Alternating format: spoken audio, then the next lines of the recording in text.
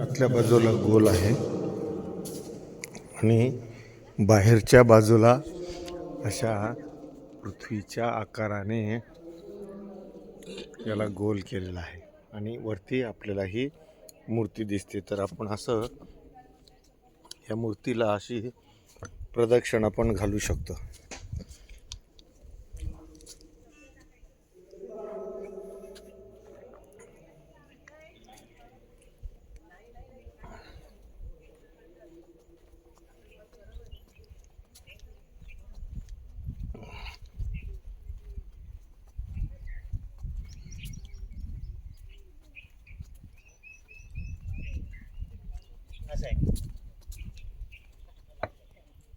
इथे हे पूर्ण अंधार येतोय.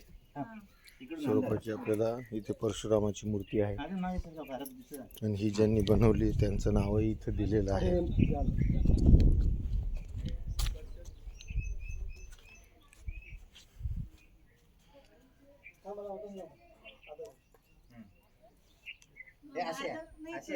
सर तुम्ही समोर या.